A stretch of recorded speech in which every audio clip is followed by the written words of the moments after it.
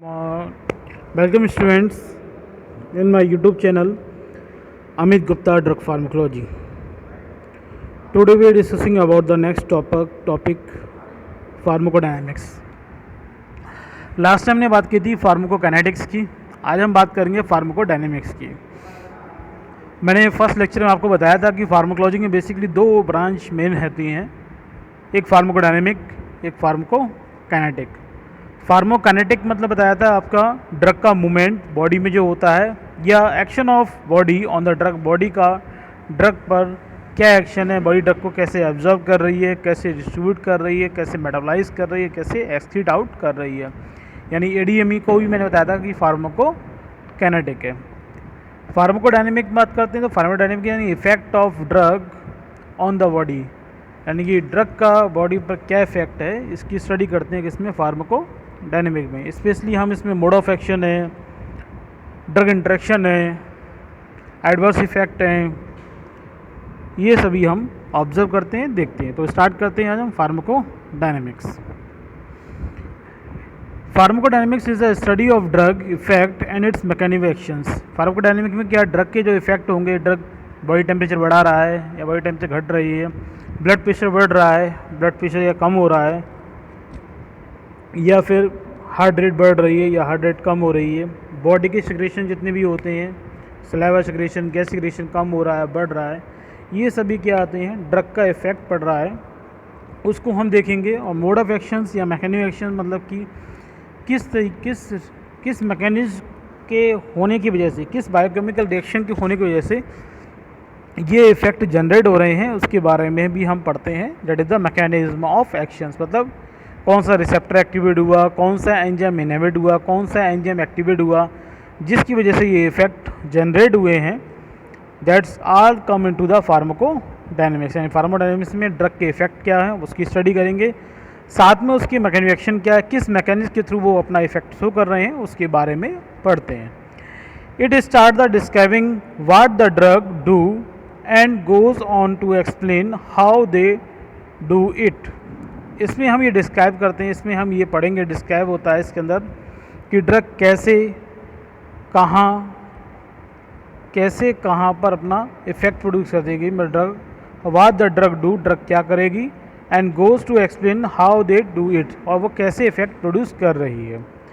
इसके अलावा modification of action of one drug by another drug is also the aspect of pharmacodynamics. मैंने आपको बताया था ड्रग इंटरेक्शंस, ड्रग इंटरेक्शन, एक ड्रग के साथ में दूसरी ड्रग ले रहे हैं तो इसकी वजह से मॉडिफिकेशन किसी एक ड्रग के कारण दूसरे ड्रग के लेने की वजह से हो रहा है, तो वो भी किस में पार्ट आता है, फार्माकोडायनेमिक्स में आ रहा है। यानी modification of action of one drug by another drug, it is also called the drug interactions, it is a part of the pharmacodynamics. ठीक है, तो ये बात क्लियर हो गई फार्माकोडायनेमिक है क्या। फार्माकोडायनेमिक क्या करते हैं, हम ड्रग की इफेक्ट की स्टडी करेंगे, ड्रग किस मैकेनिज्म से ये इफेक्ट प्रोड्यूस कर रहे हैं उसकी स्टडी करेंगे।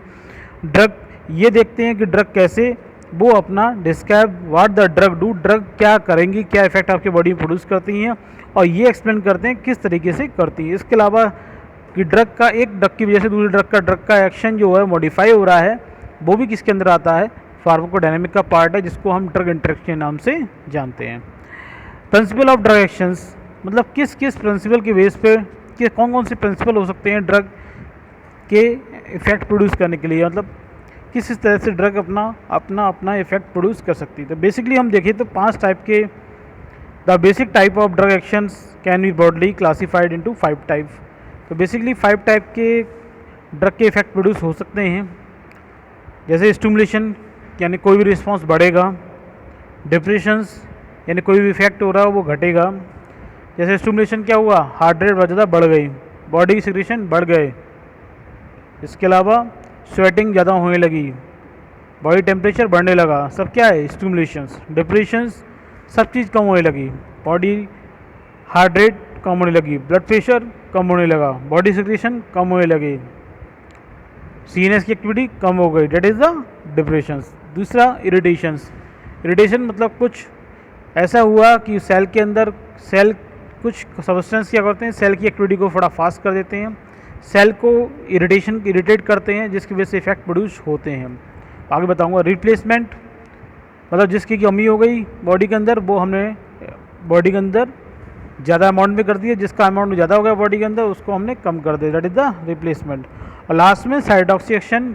साइटोक्सिएशन बेसिकली हम उन ड्रगों के लिए उन उसके अगेंस्ट होता है, कोई इन्फेक्शन बैक्टीरिया वायरस या फंजाई का हुआ है, कोई माइक्रोब्स इन्फेक्शन हुए हैं, तो माइक्रोब्स के अगेंस्ट में जो ड्रग काम करती हैं वो सब क्या कहलाएंगी, साइटोटॉक्सिक एक्शन कहलाएंगे, क्योंकि वो क्या है, माइक्रोब्स क्या है एक सिंगल सेलुलर ऑर्गेनिज्म है, या फिर इनको क्या करते हैं, किल करने का काम करते हैं। कौन, साइटोटॉक्सिक एक्शन किल हो रही है। साइटोटॉक्सिक मतलब साइटो वर्ड कहाँ से है, सेल से, यानी सेल को किल करने वाली एक्शन क्या होगी, साइटोटॉक्सिक एक्शन, यानी कि बॉडी के होस्ट सेल को किल नहीं करेंगी, ये आपके जो बॉडी के सेल को किल नहीं करेंगे, होस्ट सेल है जो उसको किल करेंगे, यानी कि बैक्टीरिया है, वायरस है, उन सबको किल करने का काम करते हैं। अब वन बाय वन हम डिस्क्राइब करते हैं इन सभी प्रिंसिपल ऑफ ड्रग एक्शन के लिए। पहले बात करते हैं स्टिमुलेशन की।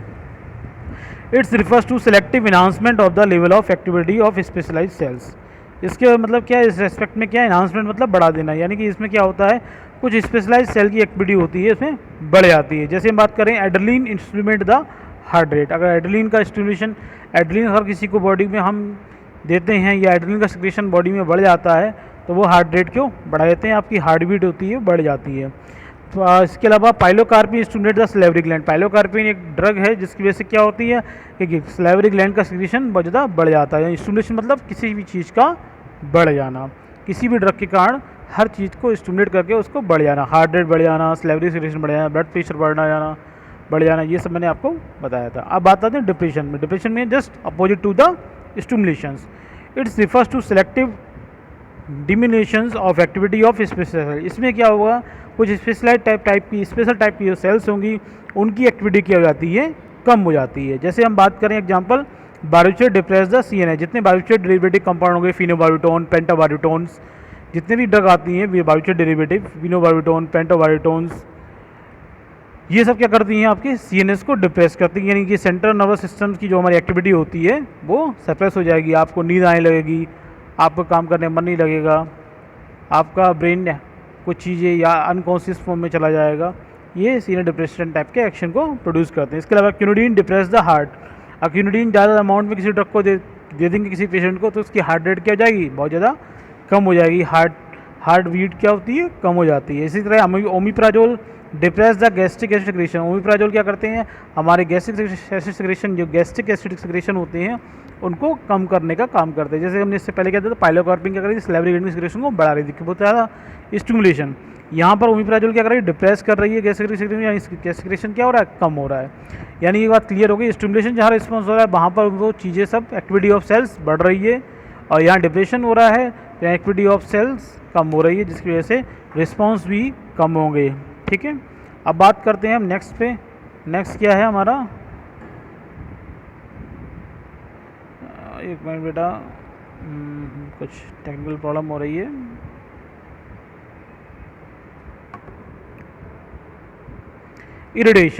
इरिटेशंस इसमें क्या है, a non selective of an noxious effect and is particularly applied to the less specialised cells, epithelium and connective tissues. ये क्या है, किसी नॉक्सियस इफेक्ट की वजह से जो इफेक्ट जनरेट हो रहा है वो क्या है, इरिटेशन है।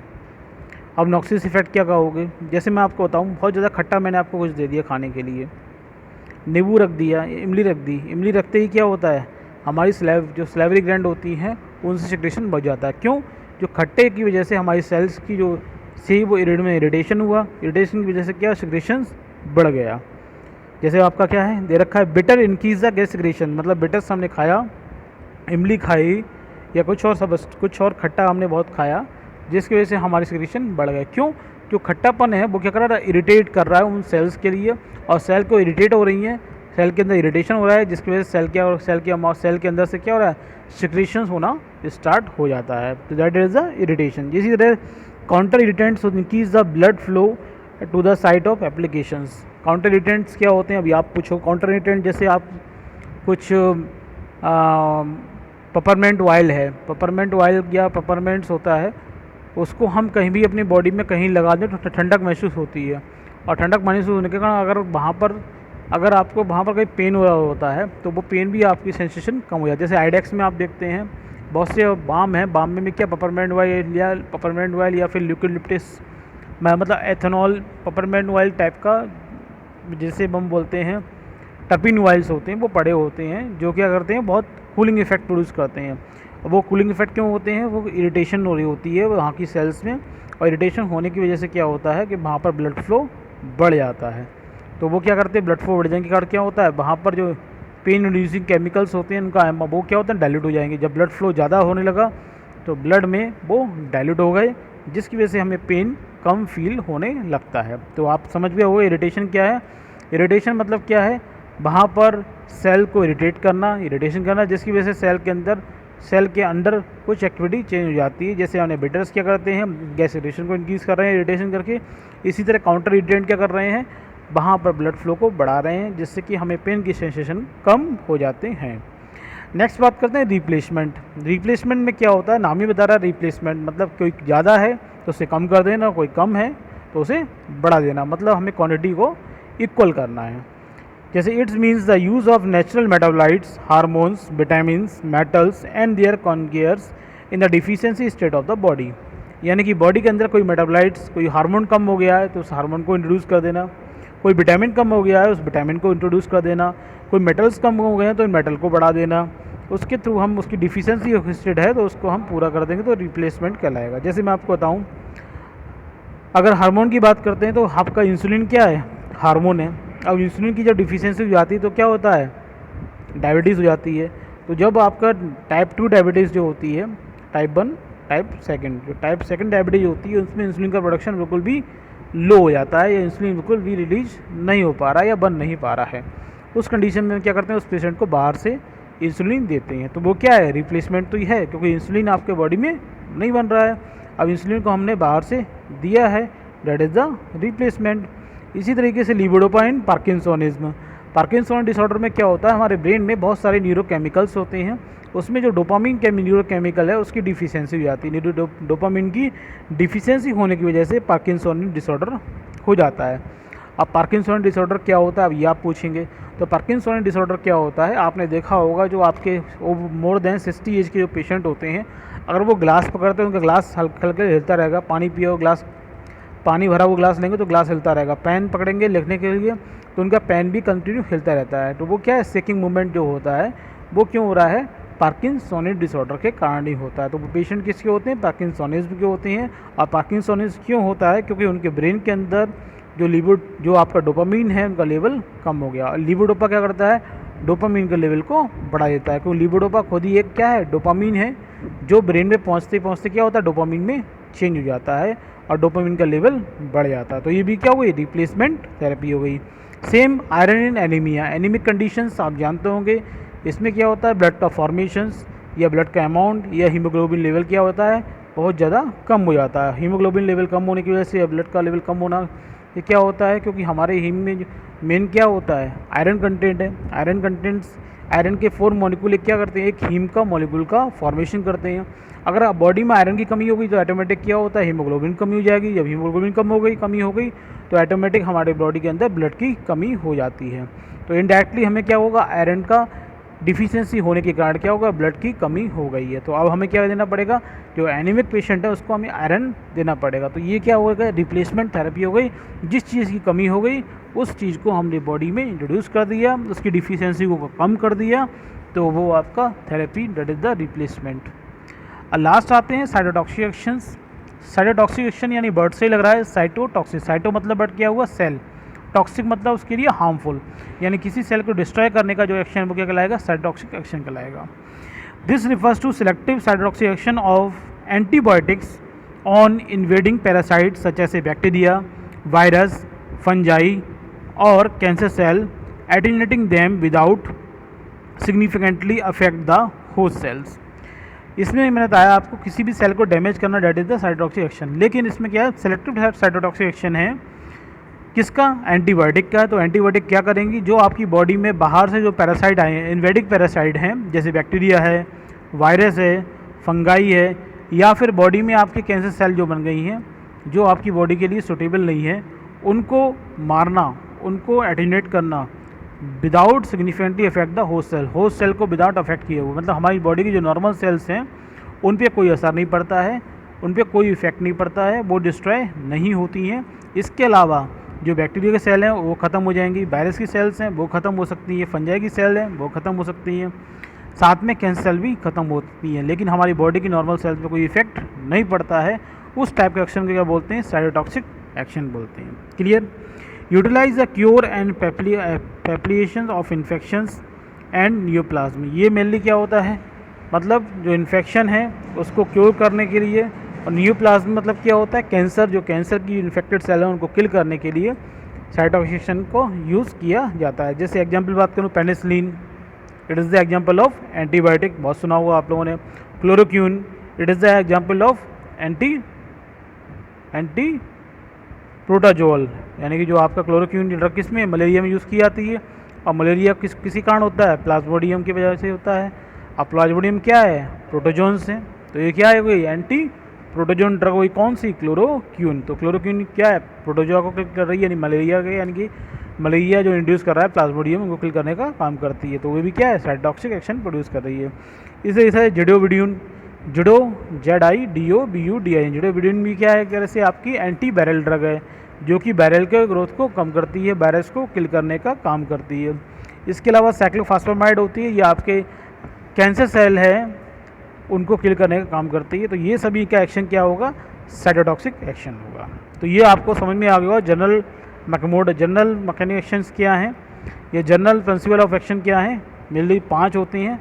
First is the stimulation, second is the depression, third is the irritation, fourth is the replacement and last one is the cytotoxic actions. तो ये कंप्लीट हुआ आपके प्रिंसिपल ऑफ ड्रग एक्शन। कोई भी ड्रग होगी इन 5 तरीके से एक्शन करेगी, या तो वो स्टिमुलेट करेगी, या वो डिप्रेशन करेगी, या वो इरिटेशन करेगी, या वो रिप्लेसमेंट का काम आएगी, कोई चीज़ कम हो गई उसको बढ़ा देंगे, घटा देंगे, जो भी करना है, और लास्ट में साइटोटॉक्सिक प्रोड्यूस करती है। अब बात करेंगे हम मोड ऑफ एक्शंस या मैकेनिज्म ऑफ ड्रग एक्शन। कोई भी ड्रग अपना एक्शन किस प्रकार से देती है। Majority of drug produce their effect when interacting with the target molecules which is a protein in nature. बहुत सारी ड्रग होती हैं वो अपना एक्शन कब देती हैं? जब वो अपने टारगेट बायो मॉलिक्यूल से इंटरेक्ट हो जाती हैं या उससे बाइंड हो जाती हैं, और बाइंड होने के बाद में वो अपना एक्शन प्रोड्यूस करती हैं। और जो इंटरेक्टिंग बायो मॉलिक्यूल है वो क्या होता है? प्रोटीन नेचर का होता है। कैसा होता है? प्रोटीन नेचर का। कोई प्रोटीन मॉलिक्यूल होगा, उससे ड्रग जब इंटरेक्ट होती है, इंटरेक्ट होने पर, बाइंड होने पर डिफरेंट बायोकेमिकल रिएक्शंस स्टार्ट होंगी या बंद होंगी, और स्टार्ट होंगी या बंद होंगी तो उसके कारण क्या होते हैं? डिफरेंट टाइप के इफेक्ट प्रोड्यूस होते हैं। अगर बायोकेमिकल रिएक्शन कम होंगी तो उसके जो रिस्पॉन्स जो आ रहे थे वो बंद हो जाएंगे, और बायोकेमिकल रिएक्शन कोई स्टार्ट होगी तो रिस्पॉन्स जो जनरेट नहीं हो रहे थे वो रिस्पॉन्स जनरेट होना स्टार्ट हो जाएंगे।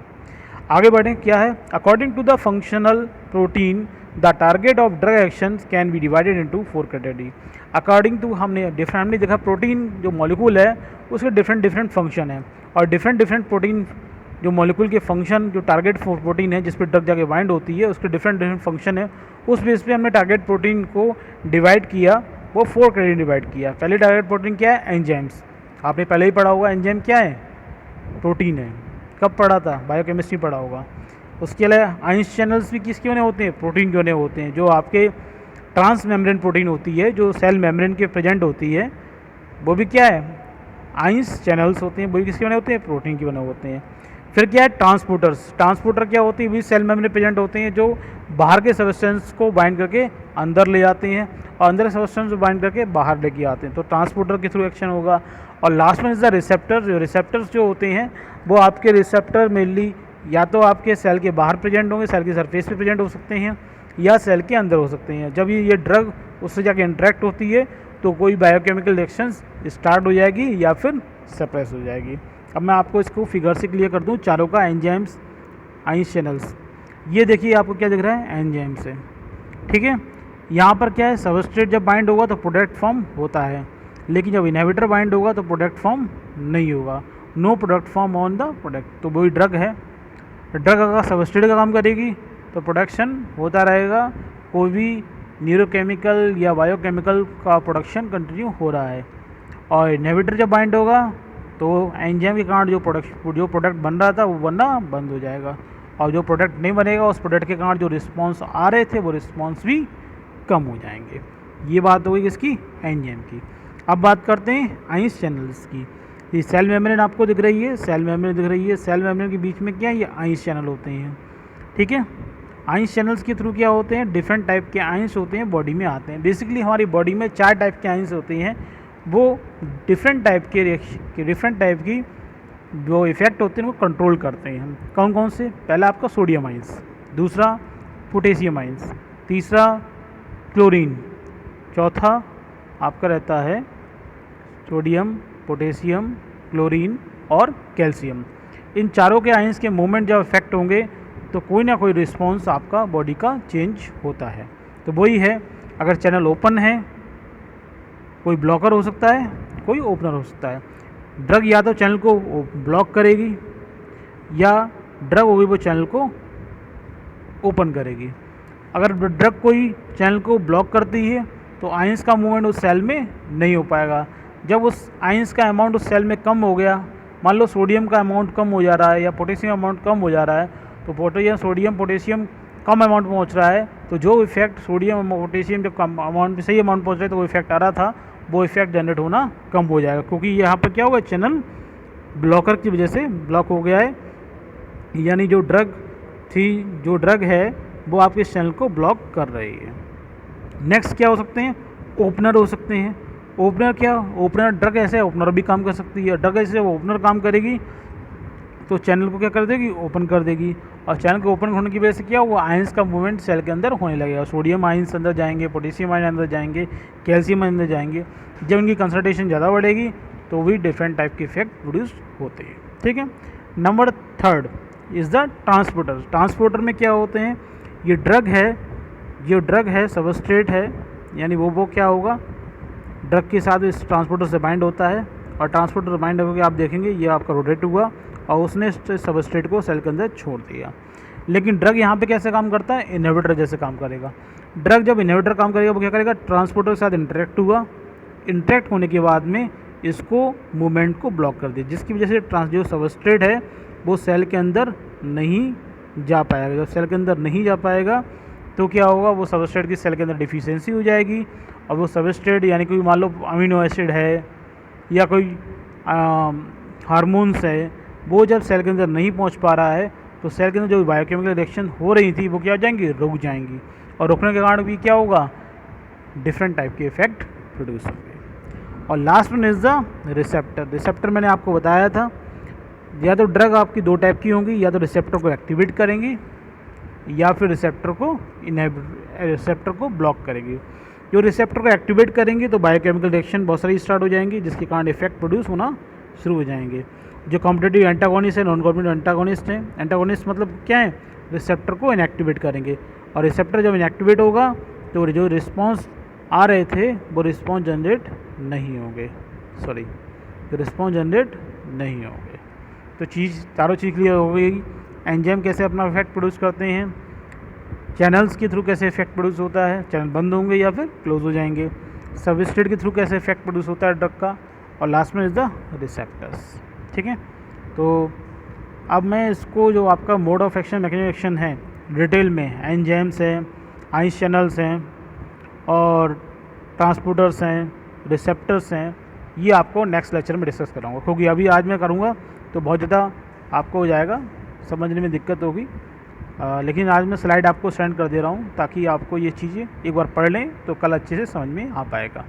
कोई कन्फ्यूजन हो, कोई डाउट हो तो कमेंट बॉक्स ज़रूर पूछिएगा। वीडियो पसंद आया हो तो लाइक कीजिएगा, और आपको लगता है किसी के लिए हेल्पफुल हो सकता है तो उसको वीडियो ज़रूर शेयर कीजिएगा।